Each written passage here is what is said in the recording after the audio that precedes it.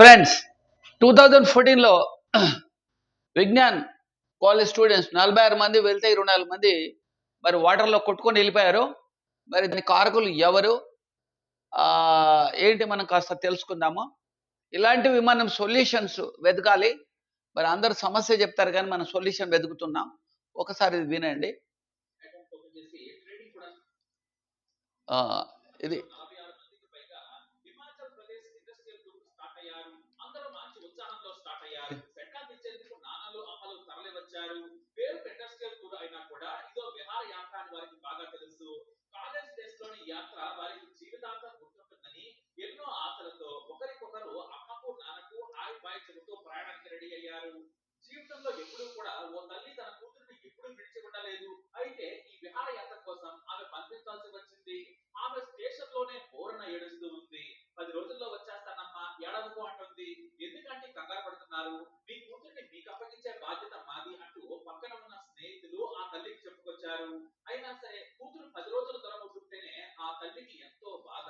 ఈయన కొంత సెంటిమెంట్ జోడించాడు. ఒక తల్లి అన్నాడు, అంటే దాదాపుగా ప్రతి తల్లి అలాగే ఉంటారు. ఒక రోజు కూడా కూతుర్ని ఇడిచి ఉండలేరు.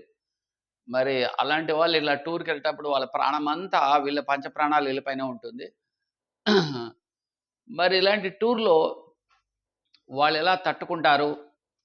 మరి ఈ టూర్ చూడండి ఎంత దారుణం జరిగిందంటే 24 మంది పిల్లలు, ఒకరు కాదు ఇద్దరు కాదు, అన్ని శవాలు. అసలు ఎంత ఘోరం చూడండి.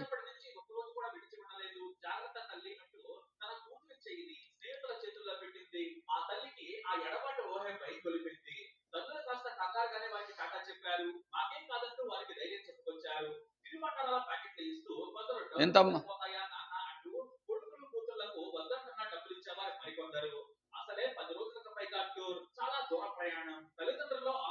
సో వాళ్ళ సెంటిమెంట్ అంతా వర్ణిస్తా ఉన్నారు. ఒకసారి చూడండి, వీళ్ళందరూ యంగ్ పిల్లలు, అంతా intermediate degree first year.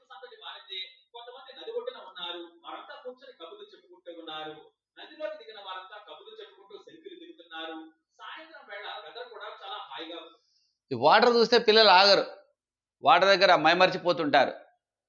Sudden గా అక్కడ డ్యామ్ వాటర్ ఓపెన్ చేశారు, అది అలారం వాళ్ళు కొట్టారంట. మరి వీళ్ళకేం తెలియదు, టీచర్స్ అలర్ట్ గా ఉండాలి.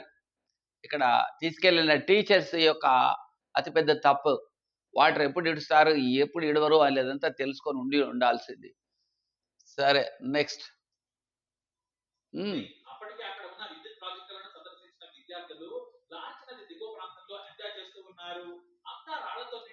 సో విద్యుత్ ప్రాజెక్ట్, అది కరెంట్ ఎలా ఉత్పత్తి అవుతుంది అవన్నీ తెలుసుకున్నారు. మళ్ళా కిందిన వచ్చి ఆడుకుంటా ఉన్నారు.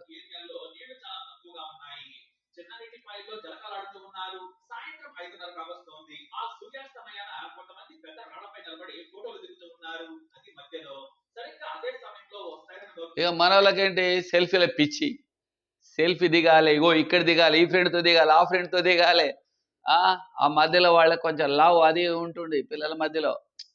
ఇష్టం ఉన్న వాళ్ళు ఉంటారు, వాళ్ళతో దిగాలి, నీతో సెల్ఫీ ఇలా రకరకాలుగా అట్రాక్షన్ ఉంటుంది ఆ టైంలో. అలారం మోగిందంట, అలారం ఏంటో వీళ్ళకి తెలియదు, వీళ్ళ గొలలో వీళ్ళు ఉన్నారు. మరి అక్కడ ఉన్న లెక్చరర్లు వాళ్ళు ఏం గొలలో ఉన్నారు, వాళ్ళ టీచర్లు వాళ్ళు ఒక లోకంలో ఉంటారు. ఇలాంటి టైంలో వాళ్ళ లైన్లు వేస్తుంటారో మరి వాళ్ళు ఏం చేస్తుంటారో, వాళ్ళు కూడా ఇలాంటి రిలాక్స్గా ఫీల్ అవుతుంటారు. సైరన్ అర్థం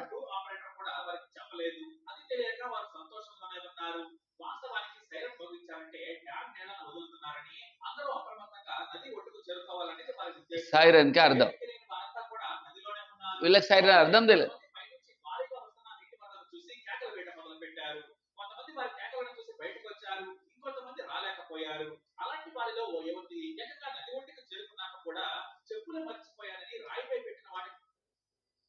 ఇంకొక మరీ బ్యాడ్ లక్ ఏంటంటే, ఒక యువతి మొత్తం నది ఒడ్డుకు వచ్చేసింది. తర్వాత తన చెప్పులు, అయ్యో తన చెప్పులు మర్చిపోయినా అక్కడ ఉన్నాయి అని రాయిందని మళ్ళీ దానికోసం పరిగెత్తింది. అసలు ఎంత ఎడ్డిది చూడండి. మనం కూడా ఇలాంటి తప్పులు చేస్తుంటాం ఒక్కోసారి. ఇక్కడే కదా చెప్పులు తెచ్చేస్తే అయిపోద్ది, మళ్ళీ చెప్పులు లేకుండా వెళ్ళాలి కదా అలా ఇదితో వెళ్ళిపోయింది, పట్టుకొచ్చేసింది దాన్ని. కానీ ఆ వరద పెరిగిపోయి కొట్టుకుపోయింది. సో మోస్ట్లీ అమ్మాయిలకు ఈతలు నేర్పియట్లేదు చాలా మంది తల్లిదండ్రులు. బుద్ధి తెలుసుకోవాలి, అడ్డగాడిదలాగా పెరుగుతారు కానీ తల్లిదండ్రులు ప్రతి పిల్లకు కొడుకుకి ఈత నేర్పి తీరాలి. అట్లా ఈత వచ్చిన వాళ్ళు కొంతమంది బయటకు వచ్చారు. సో ఇంకా ఈ పాప అలా కొట్టుకుపోయింది. అలాంటి సంఘటన ఇంకోసారి కూడా జరిగింది. సికింద్రాబాద్ రైల్వే స్టేషన్లో ఫోన్ పడిపోతే ఒక ఆయన పెద్ద ఆయన పేరుంది, ఆయన సింగర్ ఏదో ఉన్నాడు. అయితే ఆ ఫోన్ అందులో పడిపోయింది. తిరుపతి వెళ్ళాలి, ఫ్యామిలీ అంతా ప్యాక్ అయిపోయింది. మరి అది తేవాలి కదా అని అది ఇంకా టైం ఉంది కదా ట్రైన్, కానీ అలా దిగాడు. దిగగానే ఆ ట్రైన్ స్టార్ట్ అయిపోయింది. సో అందులో ఆయన క్రష్ అయిపోయాడు. యాక్చువల్గా ఆ ట్రైన్ స్టార్ట్ అవగానే ఆ పక్కకు మూవ్ అవ్వాల్సింది ఆయన. పక్కకు పడుకుంటే ఏం కాదు. సో ఆయన అదే టైంలో ఎక్కడానికి ట్రై చేశాడు. సో ఎక్కడానికి అంటే అది సరిగా మూవ్ అవుతుంది కదా, స్లోగా ఎక్కుదామంటే పక్కన కొట్టేసి చచ్చిపోయాడు. అట్లా అవుతుంది. సో మనం కూడా ఇలాంటి సంఘటనలు జరగవచ్చు కాబట్టి ప్రిపేర్గా ఉండాలి మనం.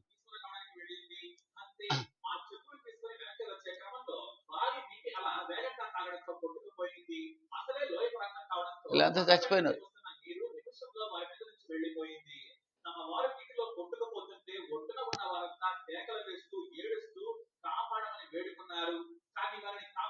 ఈ ఒడినుల దరిద్ర ముండా కొడుకులు వీళ్ళకి కాపాడు కాపాడు అనేటిసే ఎవడొచ్చి కాపాడతారా దొంగనా కొడుకులారా?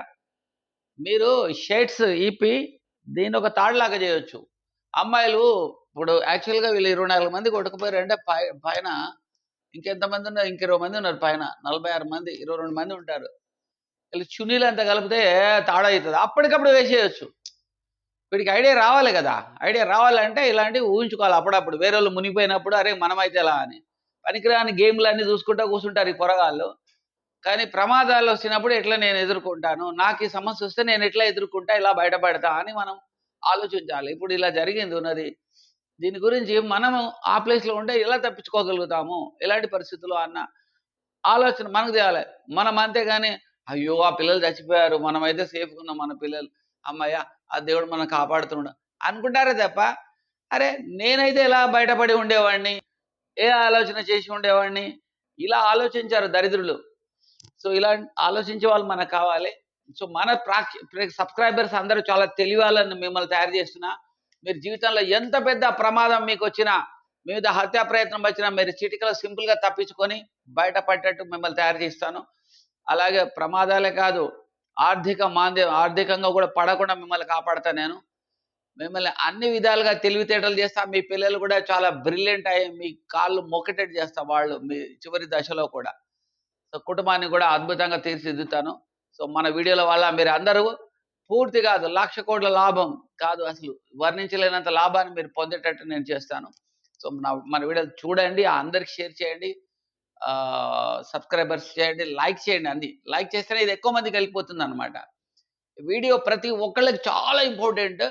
ఎక్కడ మనము ఇట్లా మునిగిపోయేటప్పుడు మొత్తుకోవడానికి ఆలోచిస్తాం. మొత్తుకుంటే ఎవరో వస్తారంటే ఈ టైంకి ఎవరు రారు, టైం సరిపోదు. సో మొత్తుకోకుండా వెంటనే అక్కడ మన ప్యాంట్ షర్ట్ ముడిలాగేసి వేసేస్తే అది 4-5 గంటల తాడులాగా అయిపోతుంది. విసిరేస్తే వాళ్ళు వచ్చేస్తారు అప్పటికప్పుడే. అది ఎంత నిమిషం టైంలో మనం ముడేయచ్చు. ఆ నిమిషం వరకు వాళ్ళకి టైం ఇస్తారు. అంత టైం దొరుకుతుంది మనకి యాక్చువల్గా. ఇప్పుడు నేను ఈ టీ షర్ట్ ప్యాంట్ కట్టేస్తే అయిపోతుంది. లేడీస్ ఉంటే శారీ తాడులాగా అయిపోతుంది. ఇక చున్నీలు ఉంటాయి లేడీస్కి. చాలా అవకాశాలు ఉంటాయండి. అలా చాలా బయటపడ్డ వాళ్ళు కూడా ఉన్నారు తెలివితో. వాళ్ళు ముందుగానే ఆలోచించాలి సమస్యను. ఆ సమస్యలో అప్పుడు గుర్తురాదు మనకి. ఇంకా మీకు చెప్తా. వారు ఒడ్డుకు వచ్చేందుకు ప్రయత్నించినా కూడా ఫలితం లేకుండా పోయింది. ఒకరిద్దరిని మాత్రమే స్థానికులు కాపాడగలిగారు. అప్పటి వరకు తమతో మాట్లాడిన వారు నీటిలో కొట్టుకుపోతుంటే ఏమీ చేయలేక రోధించారు స్నేహితులు. ఒక్కసారిగా వారి మతం తెగిపోయింది. వారు తీసుకున్న ఫోటోలు చివరివైపోయాయి. బ్రతికున్న వారి వేదన అంతా ఇంత కాదు. స్నేహితులు ప్రాణాలు కోల్పోయారనే మాటే వారు నమ్మలేకపోయారు. కానీ అది కళ్ళ టీచర్లు ఏడ తెచ్చారేమో మరి.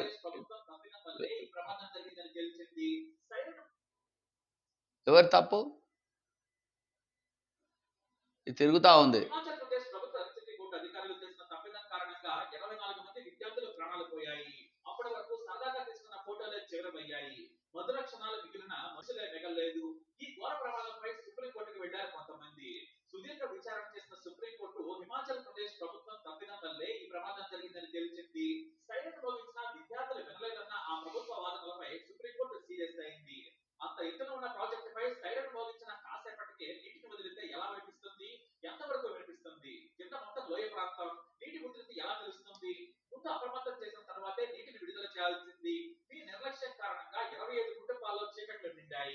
మృతి చెందిన విద్యార్థులందరికీ ఒక్కొక్కరికి 25 లక్షలు సాయం చేయాలని ఆదేశించింది న్యాయస్థానం. 3 నెలల్లో బాధితులందరికీ పరిహారం చెల్లించాలని ఆదేశించింది. సో మొత్తం మీద గవర్నమెంట్ వీళ్ళదే తప్పన్నది. ఎందుకంటే మరి వీళ్ళు ఇంకా అలర్ట్ చేయాలి, చూసుకోవాలి అసలు జనాలు ఉన్నారాడ, ప్రత్యేకమైన అనౌన్స్మెంట్ అన్న చేయాలి. ఏదో సైరన్ వీళ్ళు మెకానికల్గా ఉంటారు, సైరన్ మోగించినాం అక్కడ పని అంత లోయర్ ఎడ్యుకేటెడ్ పీపుల్ ఉంటారు వాళ్ళు. మా పని అయిపోయింది. ఇంకోటి రోజు డ్యూటీ ఎట్లా ఉంటుంది, రోజు ఆ డ్యూటీ ఆ అలారం మోగించిన విడిచిపెట్టినాం అయిపోయా. కొద్దిగానన్నా అక్కడ జనాలు ఉన్నారా లేరా, మరి వాళ్ళకి ఏమైనా బయటకు తేవడానికి ఏమైనా చేయాలా, కొంత ఎఫర్ట్ పెట్టాలి వీళ్ళు. ఆ దొంగలు అలా చేయకపోలేదు, వాళ్ళ తప్పు అవుతుంది, అట్లాగే ఇది కూడా మన తప్పు అవుతుంది. సో ఎక్కడికెళ్ళిన మిత్రులా మనకు ప్రమాదం అనేది పొంచి ఉంటుంది, ఏదో రూపంలో ఉంటుంది. ఆ వాటిని మనం తప్పించుకుంటా ఉండాలి. ఇలా నదిలో అంటే ఇంకొకసారి కూడా నాకు కొన్ని ఇన్సిడెంట్లు తెలిసినాయి. ఒక చెరువులో ఒక పిల్లోడు బయట కూర్చున్నాడు, ఒక నలుగురు ఈతకెళ్ళారు.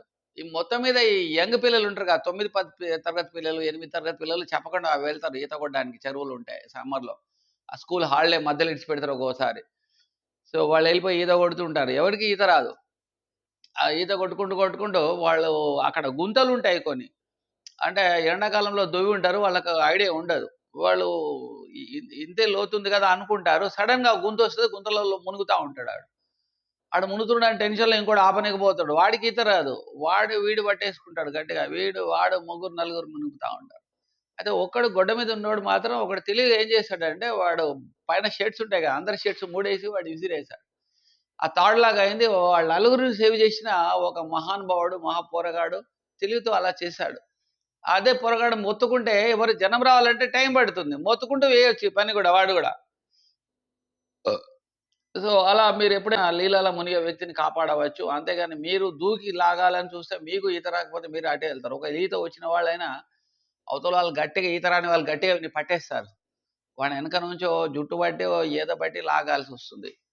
సో సాధారణంగా అది కష్టం. దానికంటే ఏ పొడువు కట్టెనో, ఏ తాడు దొరకకపోతే బట్టలైతే ఉంటాయి, దాన్ని తాడులాగా చేసి విసిరేయాలి. సో అట్లాగా పైకి వచ్చిన తర్వాత వాళ్ళని ప్రెస్ చేయాలి. ప్రెస్ చేస్తే వాటర్ అంతా బయటకు వచ్చేస్తుంది. ఇంకా వాళ్ళకు లేకపోతే నోట్లో నోరు పెట్టి కూడా ఫిజికల్‌గా మనం ఊపిరిని ఊదాలి. సో ఇది ఉంది. 30 టైమ్స్ ఇది చేయాలి. 30 సెకండ్స్ ఇది ప్రెస్ చేస్తా ఉండాలి. ఇది హార్ట్ చేసినట్టు ఇది కూడా చేస్తే నీళ్ళన్నీ పైకొచ్చేస్తాయి. సో అది ఫ్రెండ్స్. ఇంకా మనం చాలా ముఖ్యమైన వీడియోలు, లైఫ్ సేవింగ్ వీడియోస్ తెలుసుకుందాం. సో మన వీడియోలు లైక్ చేసే వాళ్ళందరికీ నాకు థాంక్స్. సో చూస్తూ ఉండండి. అందరికి షేర్ చేయాలి. చాలా చాలా ముఖ్యమైన విషయాలు మనం తెలుసుకోబోతున్నాం ప్రతిరోజు. చాలా ముఖ్యమైన మన జీవితంలో పనికొచ్చేవి. కోపాన్ని ఎలా కంట్రోల్ చేయాలో ఇంకో వీడియోలో చెప్తాను. పాము కరిస్తే మరి ఎలా తప్పించుకోవాలి, అలాగే ప్రమాదంలో అంటే కొట్లాటలు ఎప్పుడైనా వచ్చినప్పుడు ఎలా తప్పించుకోవచ్చు. అనుకోకుండా మన కొట్లాటలు వచ్చి కొట్టి చంపుతారు ఒక్కోసారి. మన తప్పు లేకున్నా గానీ అలాంటి సంఘటనలు మనం ఇరుక్కోవచ్చు. దాన్ని బయటపడడం ఎలా, మీకు చాలా విషయాలు చెప్తాను. Thank you friends. జై శ్రీకృష్ణ. భగవద్గీత రోజు చదువుతూ ఉండండి. అందులో కేవి శాస్త్రి భగవద్గీత చాలా చాలా హెల్ప్‌ఫుల్ ఉంది మీకు. ఆర్‌పి పట్నాయక్ భగవద్గీత యూట్యూబ్‌లో ఉంది. అది చూడండి. మీ ఇంట్లో అందరికి చూపించండి. అది అద్భుతమైన గ్రంథం.